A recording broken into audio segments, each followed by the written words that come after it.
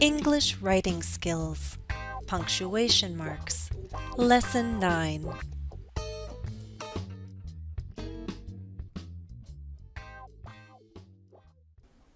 In this final practice section, I'd like to review all the punctuation that we've learned in this series. I will show you statements without any capital letters, without any punctuation marks.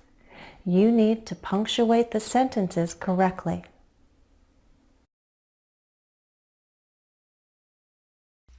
One.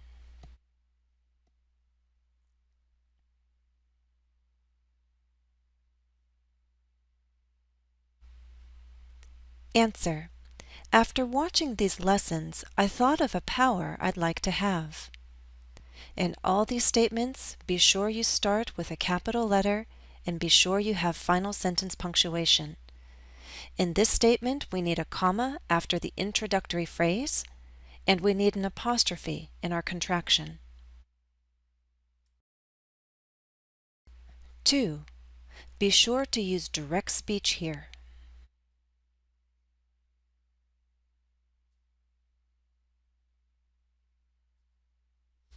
Answer. What is it? I asked. Here we need a question mark, and it falls inside the quotation marks.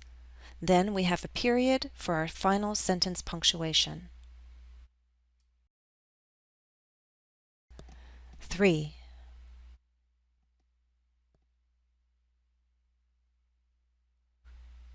Answer. I'd like to have energy without needing to sleep every night. Here we just need to remember basic punctuation. Start with a capital letter, end with a period. We have a contraction, so we'll need an apostrophe.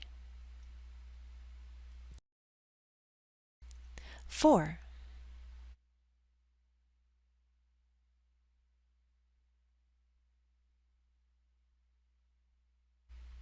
Answer.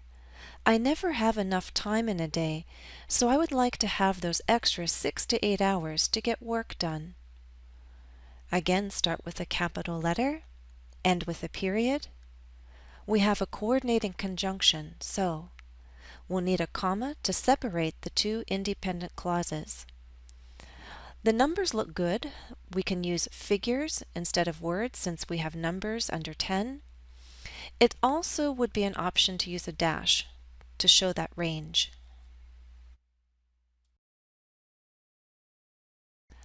5.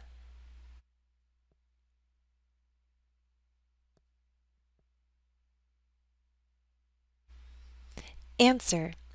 Didn't someone once say that sleep is the best medicine? Again, remember to start with a capital letter, and we'll need final sentence punctuation. Hopefully you recognize this is a question. We'll use a question mark, and then we need an apostrophe in our contraction. 6.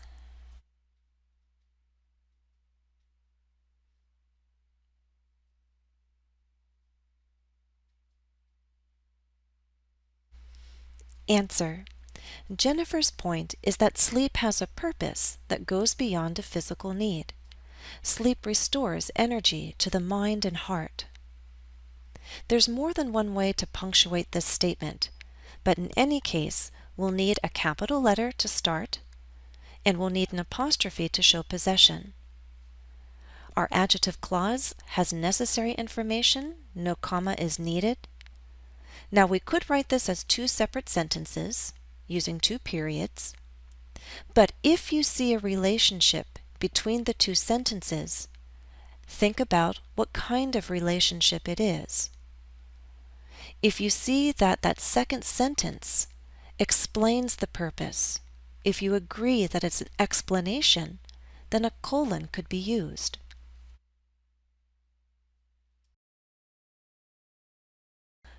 7.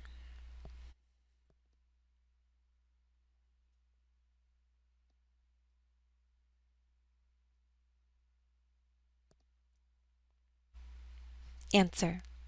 Some move at a leisurely pace in life. Others jump up each morning and keep running all day long. Again, we have a statement that could be punctuated more than one way. We could write this as two separate sentences using periods. But if you see a connection between the two independent clauses, you need to identify the relationship. How are they related? Some do this, others do that. If you agree that it's a relationship of contrast and you want to show this close relationship, you have the option of using a semicolon.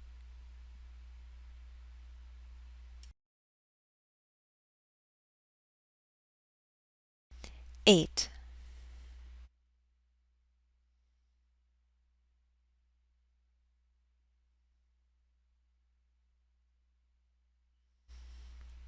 Answer.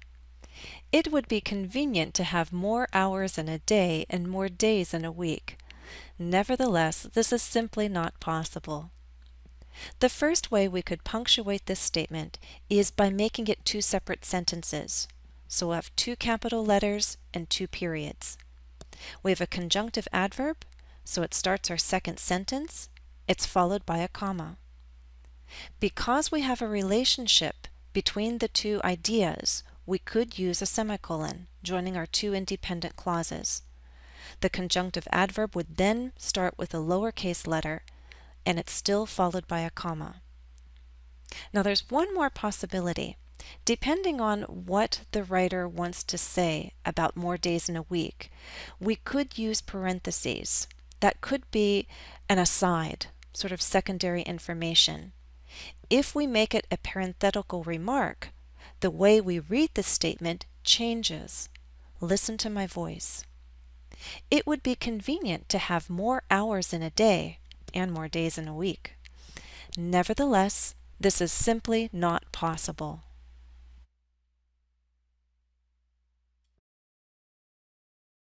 Nine.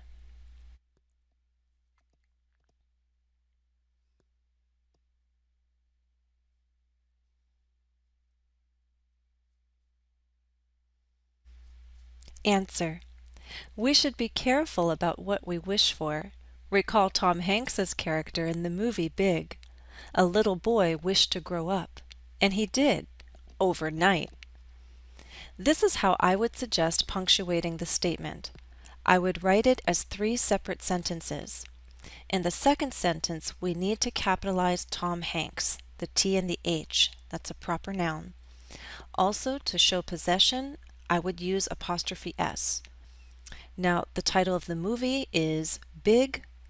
Of course, it needs to be capitalized, but it also should be placed in italics.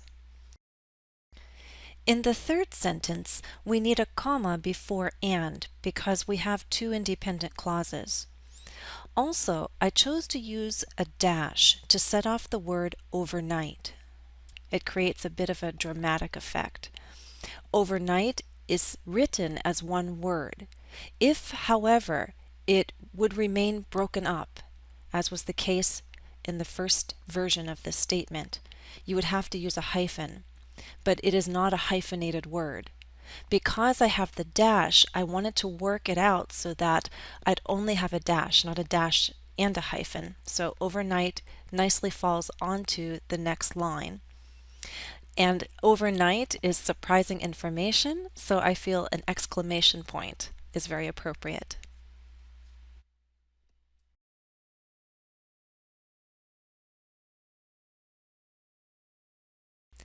Ten. I've saved the best for the last. Here's your biggest challenge. I'll give you a few extra seconds to think about it.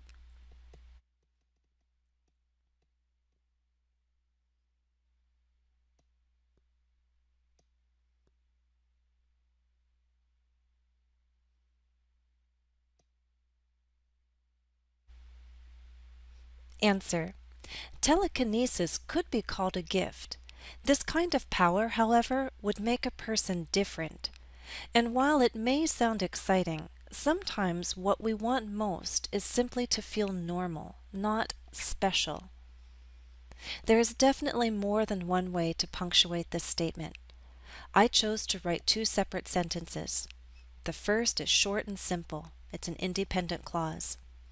The second is long because it's both compound and complex. Let's go through it. First, we have a conjunctive adverb, however. It breaks the flow of my sentence, so I set it off with commas.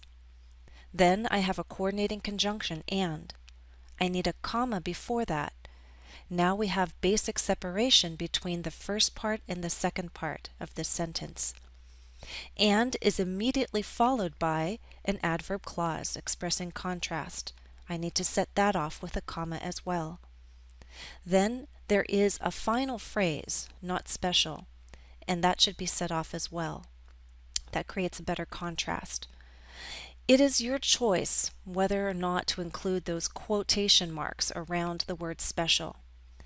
I think special is being used a little bit differently than usual here. It's not special in a good way, but special in a negative way, and my voice reflected that when I read the statement.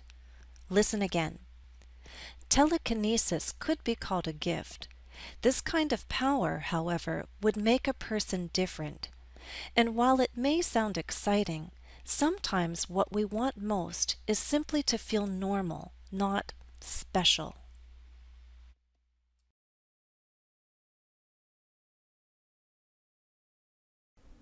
That's the end of our lesson, and that's the end of our look at punctuation marks used in English. I hope you found this useful, and I hope your writing will be clear and accurate because of your good use of punctuation. Thanks for watching, and happy studies!